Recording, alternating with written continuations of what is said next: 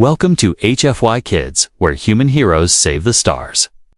From brave little humans to kind alien friends, every story proves that courage, kindness, and hope can cross galaxies. Subscribe now for epic sci-fi tales filled with heart, wonder, and unforgettable moments. Asterisk. The fog was thick like soup, crawling over the broken metal and twisted ruins of the old battlefield. Dale moved slowly, his boots crunching on burnt wires and shattered glass. He wore a long brown coat, stained and patched, and a cracked helmet that beeped every few seconds. He was alone. Just another human scavenger looking for old tech to sell. The war had ended 5 years ago, but the ground still smelled of fire and death. Suddenly, a faint voice broke through the silence. "Please. Please help," it whispered, weak and shaking. Dale froze, his hand going to the small blade on his belt.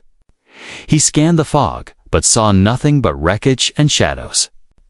The voice came again, a little louder, a little closer.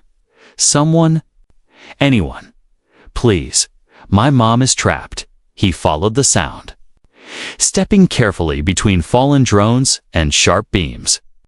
Behind a half-buried tank, he saw movement.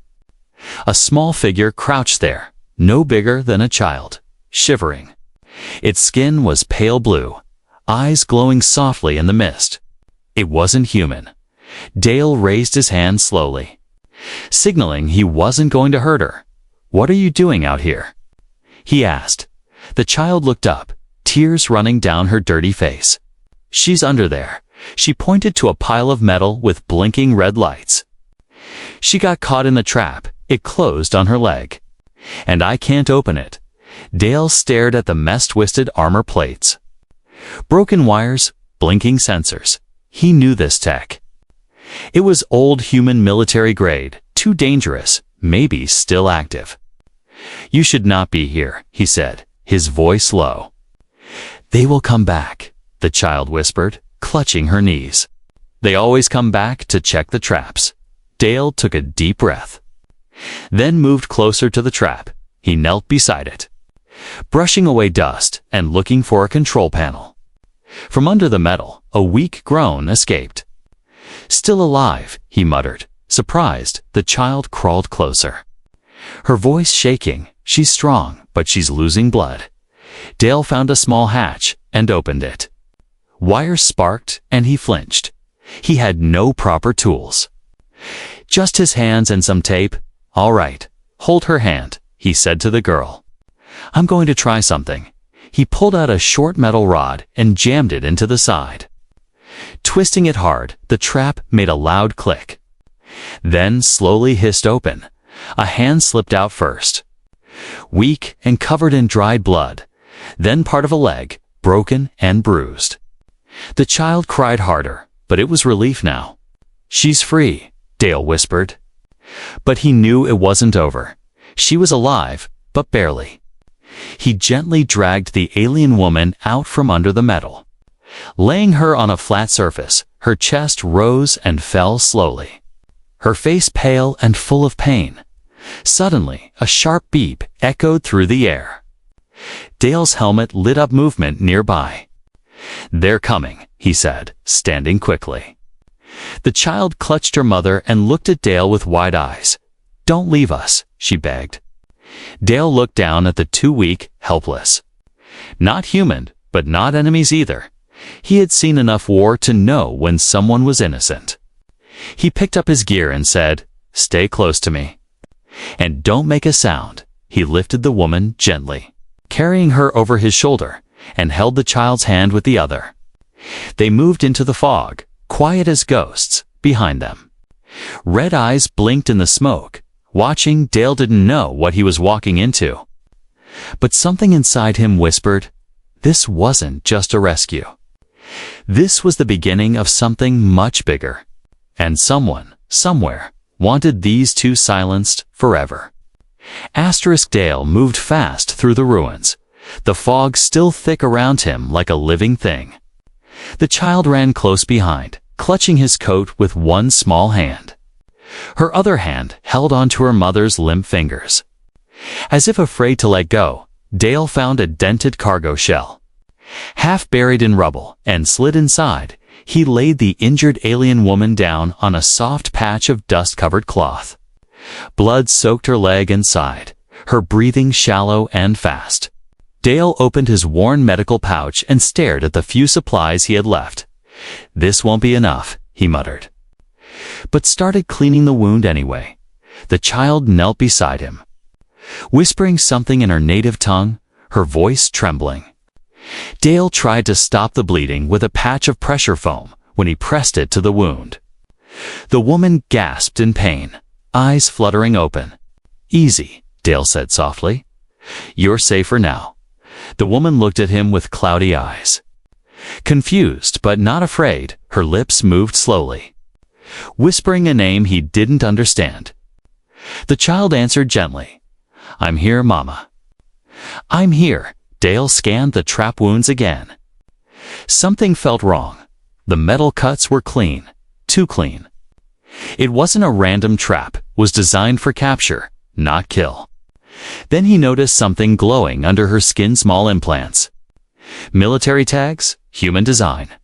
"What were you doing out here?" he asked, more to himself than to them. The woman was too weak to answer. Suddenly, a faint mechanical hum filled the air. Dale froze. The child clutched his coat again, outside. A search drone hovered just beyond the fog wall. Red scanner lights flickering across the battlefield. "Don't move," Dale whispered, turning off his helmet beacon. The drone slowly passed by, but then it stopped. Its sensor blinking rapidly. The woman coughed. A weak sound, but loud enough. The drone turned. Scanner zeroing in on their hiding place. Dale's heart pounded. He had no weapons strong enough to take it down. He reached into his pack and grabbed a broken signal beacon. Still half-powered, he rewired it quickly, hands shaking. Then threw it hard into the opposite direction. It clanked and rolled. Then let out a high-pitched burst of light and static. The drone reacted instantly, turning and rushing toward the distraction. Dale didn't wait. Now he hissed, picking up the mother again and guiding the child. They slipped through a crack in the cargo shell and into a narrow metal trench. Every step felt like thunder in the silent ruins. Finally, they reached a deeper chamber, covered in shadow. Dale set the mother down and tried to calm his breathing. The child looked at him with wide, glowing eyes. Her voice small. "Why did you help us?" Dale didn't answer right away. He had seen too many left to die during the war. Too many excuses to walk away. "No one deserves to die in a trap," he finally said. The child lowered her head, brushing her mother's hair back gently. "She was flying when they shot her down," she said softly. "Flying."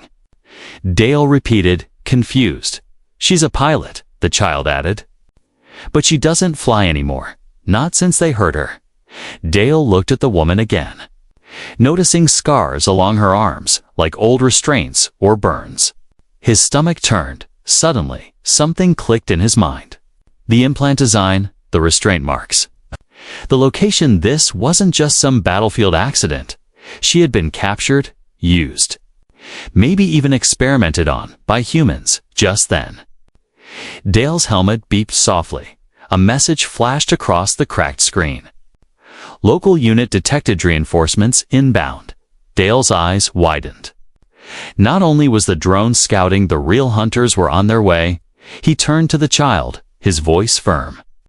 "We have to move again, but Mama, I'll carry her," Dale said. Already lifting the woman once more, the child followed without arguing. Tears still in her eyes, they left the trench, taking a hidden path behind collapsed metal towers. Dale's old scavenger roots, long forgotten by most. But he could feel it now. This wasn't about salvage anymore. He was part of something bigger. Something dangerous. The child looked back once. Then forward again. In the distance, red lights flickered to life. And someone whispered through a hidden comm. "He has the target, **. The fog had begun to thin. But the danger was thick in the air. Dale carried the alien woman tightly in his arms. Feeling her shallow breath against his chest, the child walked beside him, her small feet slipping on the cold, broken ground. They moved fast, ducking under twisted beams and broken machines from the war. Every sound made Dale tense up the wind. The groan of shifting metal, the distant thump of engines. Then he heard the low whir of a drone coming back. He stopped, pushing the child behind a metal wall and kneeling down. The drone floated into view, red eye glowing like a demon in the mist. It paused in midair, scanning slowly left to right. Dale stayed still, holding his breath. The child didn't make a sound. But her little hand reached for his sleeve. Suddenly, the drone stopped turning. Its red light blinked twice, then locked directly onto them. A high-pitched beep followed. Loud and sharp. "Run," Dale whispered. Already pushing the child forward, he turned and ran with the woman still in his arms. Legs burning with effort, the drone gave chase, firing a tracer round that exploded near their feet. Sparks flew, metal burst apart, and Dale slipped, falling hard. The woman rolled from his arms and groaned. The child screamed, reaching for her. The drone hovered closer, charging up another shot. Dale jumped up and tossed a handful of metal scraps at it, toothless but distracting. He grabbed a piece of pipe and swung it hard at the drone. The pipe hit with a sharp clang, but the drone only shifted back. It turned again, this time aiming directly at the child. "No!" Dale shouted, jumping in front of her. The drone fired, but something happened. The red light blinked rapidly, then stopped. The drone froze in midair. Then slowly powered down. It dropped like a dead bird. Crashing to the ground beside them, Dale looked at it, confused. What? The child was staring at it too, her mouth open. She stepped closer and touched its metal shell. Her hand glowed faintly where it met the machine. Dale's eyes widened. "What did you do?" "I don't know," she said softly. "It just stopped." He didn't ask more. Not now. He picked up the woman again, and they moved, heading deeper into the ruined field. After a while, Dale spotted a large, broken transport pod ahead. Its doors jammed half open. He pushed inside. Setting the woman down gently on a metal crate, the pod smelled like rust and chemicals, but it was hidden and quiet. Dale caught his breath, checking the woman's pulse that was still weak, but steady.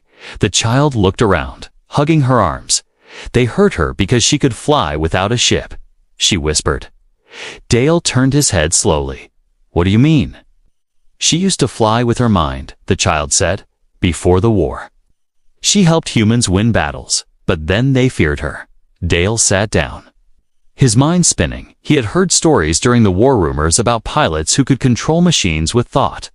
Most were myths, but now he wasn't so sure. He looked at the child again. "Can you do what she did?" The girl shrugged. "I don't know." Suddenly, Dale's helmet beeped again, a warning signal. Multiple life signs detected nearby. They had followed the drone's last location, and they were coming fast. Dale stood up and opened a small panel in the wall. Inside was an old escape hatch. "I need to get you both to safety," he said. The child helped lift her mother into Dale's arms again as they crawled through the hatch. A small camera in the pod turned and blinked. It had recorded everything, and someone far away was watching. In a dark room, a woman in a black uniform stared at the screen. She tapped her earpiece and said, "The prototype child is active." Her voice was cold. "Send in a full team." Dale climbed out of the escape tunnel with the alien woman in his arms, the child close behind. The air was clearer up here, but danger still hung heavy in the wind. He scanned the area with sharp eyes, noting a half-buried building nearby. Its walls were cracked but still standing. A good place to hide and rest. They slipped inside through a bent steel door and locked it with a broken pipe. The floor was covered in dust, dried leaves, and shattered glass. Dale gently laid the woman on a flat metal table and took a deep breath. The child sat beside her mother, holding her hand tightly. She looked tired, but calm, as if she had done this too many times before. Dale checked the wounds again, trying to clean them with what little he had left. "You're strong," he muttered to the woman. Even though she couldn't hear him, he turned to the child. "What's your name?" She hesitated. "Laika. That's a pretty name," Dale said. "I'm Dale." She nodded, then looked away.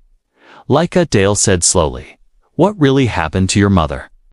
Laika didn't answer at first, her eyes on the cracked wall. Finally, she said, "She used to work with humans. She was a pilot, not in a ship but inside the systems. She could move things with her thoughts. She helped win battles, stopped invasions, even saved human soldiers." Dale sat down.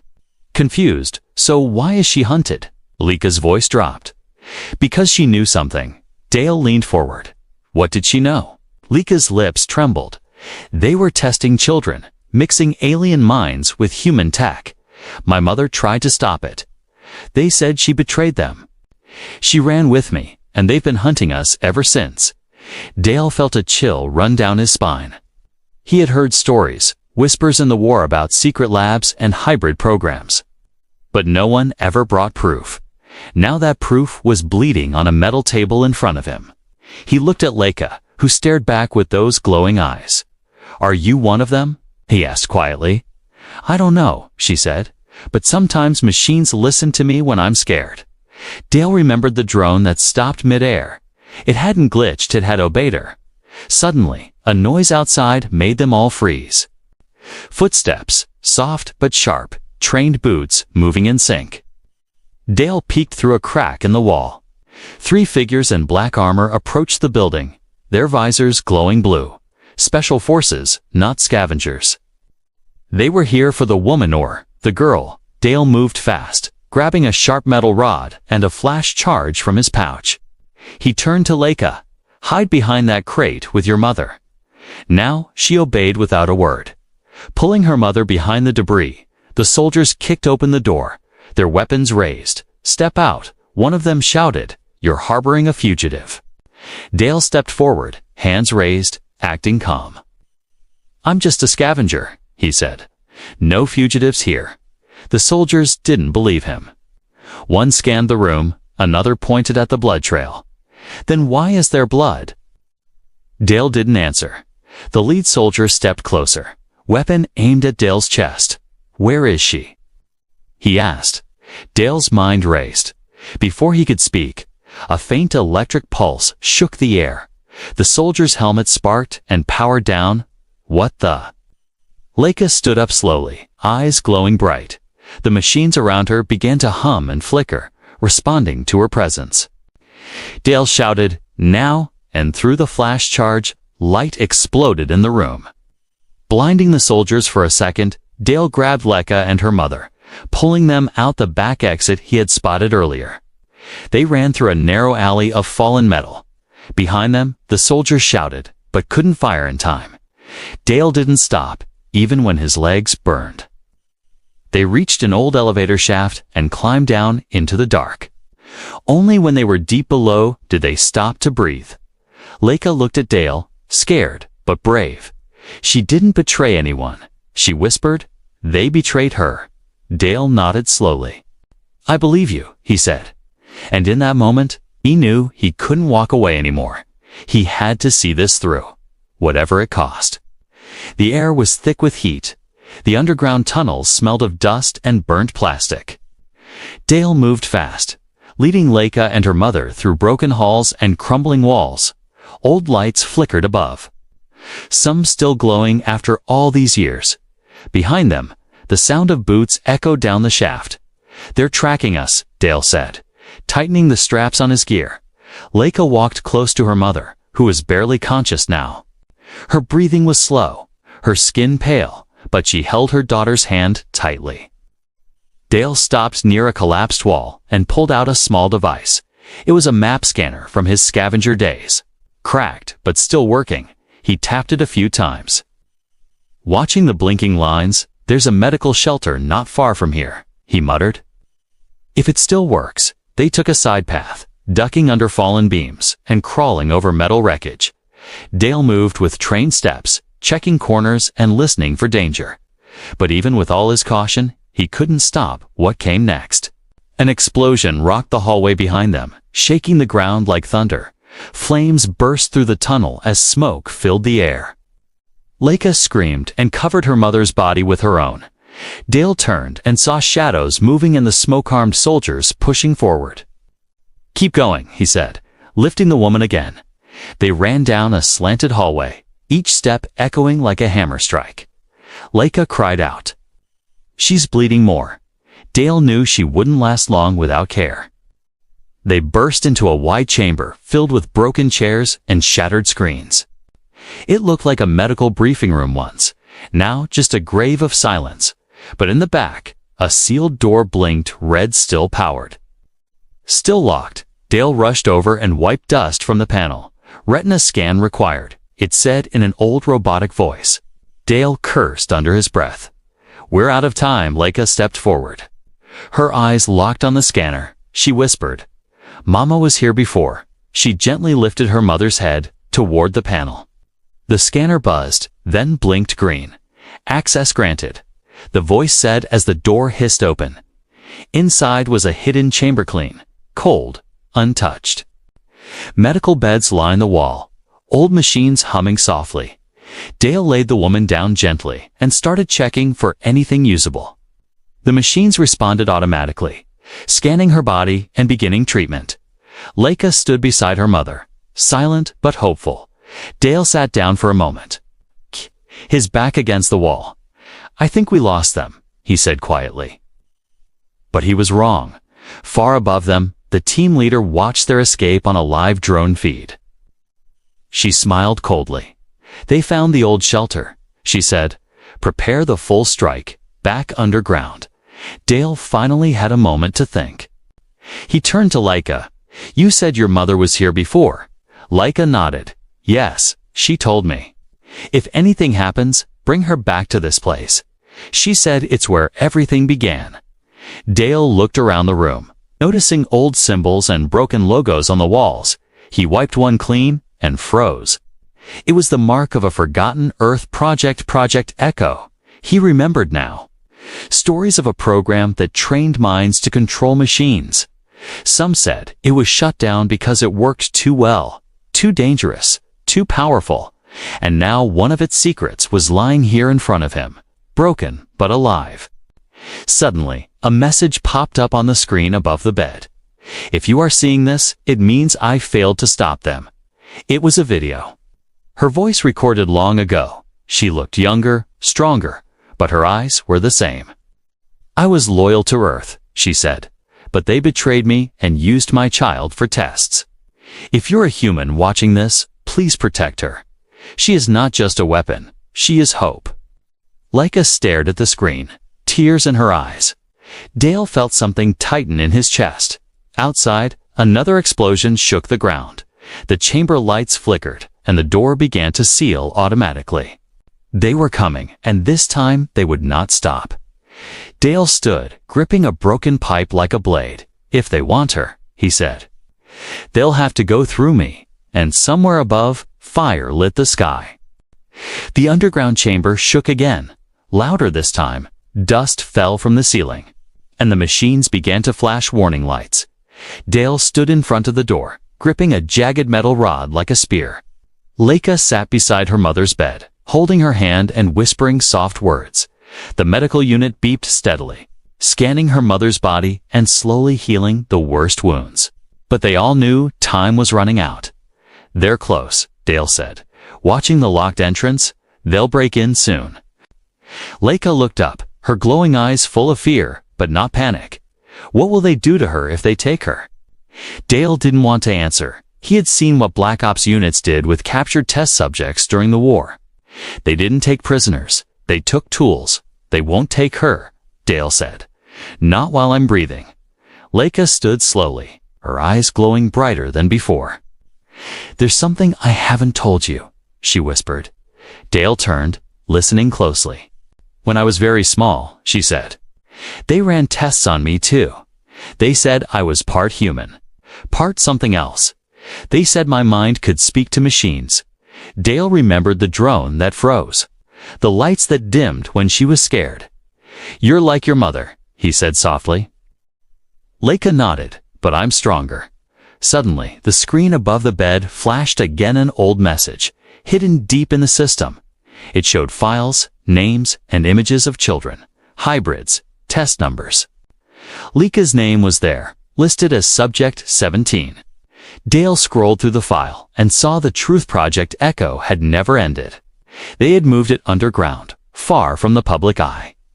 The trap that caught her mother wasn't an accident. It was bait, a way to draw her back in. They wanted her alive, Dale said. Not to kill her, but to finish the program. Leica shivered. That's why she always ran. Dale checked his gear, what little he had left. A few energy cells, a smoke beacon, one explosive charge, and a broken comms device. "We need a plan," he said. Then, out of nowhere, a voice echoed from the entrance, cold, sharp, female, "Dale Archer," it said. "You are interfering with an Earth defense operation. Stand down and surrender the asset." Leica's eyes narrowed. "They call me an asset." Dale stepped forward and shouted back. "She's not a weapon. She's a child." There was silence, then laughter. "She's more than that," the voice replied. "She's the future of controlled warfare." Dale planted the explosive charge near the entrance and motioned Leica to step back. "When the door blows, we move," he said. "But where?" she asked. Dale looked up at the ceiling, where a narrow emergency vent glowed faintly. "It's small," he said. "But you can fit through. I'll hold them here." Leica shook her head. "I'm not leaving you." Dale smiled, tired but proud. "Your mother risked everything to protect you. Now it's my turn." The medical unit beeped. Her mother's vitals were stable but low. She was alive, but wouldn't survive capture. Leica kissed her mother's forehead and climbed toward the vent. Dale handed her a small beacon. "Run until you see stars," he said. "This will guide you to my friend in the Resistance. She'll protect you." Tears ran down Leica's cheeks as she whispered, "Thank you for not leaving us." Dale nodded and turned back to the door. The soldiers outside began to drill through, red sparks flying. He waited, heart steady, fingers ready on the trigger. Above him, Leica slipped through the vent and disappeared into the shadows. The door finally cracked, and the first soldier stepped in. Dale pressed the charge. Tim. Fire filled the chamber. Smoke poured out, blinding the attackers. He fought like a man with nothing left to lose. Using every trick he had, every piece of metal, every ounce of will. In the middle of chaos, he saw one last image: Leica, watching from above, her eyes glowing like stars. Then the roof caved in, sealing the chamber, and the world went quiet. Smoke covered the ruins like a blanket. Thick and choking, the ceiling had collapsed behind her, sealing the chamber where Dale had made his stand. Leica crouched in a narrow tunnel above, her heart pounding in her chest. She wanted to scream, wanted to go back. But her mother's voice echoed in her memory. "Run if I say run, live if I can't." She wiped her eyes, crawled forward, and followed the dim emergency lights. The beacon Dale gave her blinked gently in her pocket, guiding her step by step. Behind her, the world burned. But ahead, there was still a chance. The tunnel led to a sealed hatch, rusty but half open. Leica squeezed through and stepped into a dark canyon filled with broken ships and shattered armor. The battlefield from long ago. The air was cold, but quiet. Her small feet moved slowly as she walked past giant fallen machines. Then she heard it, a hum, soft and steady. She turned to see a floating drone, its lights blue instead of red. It scanned her, paused, then blinked green. A voice came through a speaker on its side. "Leica," it said gently. "My name is Dren. I was sent by Dale." She stepped back, unsure. "Don't be afraid," Dren said. "He told me you might come here. He told me to protect you." The drone floated lower, its arm opening to reveal a warm blanket and a food packet. Laika hesitated, then took them slowly. She sat down on a cold metal wing and began to eat. The drone watched silently, then spoke again. He sent a message before the chamber fell. He said, "If he doesn't make it, make sure she grows up free." Laika held the blanket close, her chest tight. She whispered, "Did he?" Daedrine was silent for a long moment, then said softly, "We don't know. The signal went dark, but the explosion stopped the hunters, whatever he did. He gave you a chance."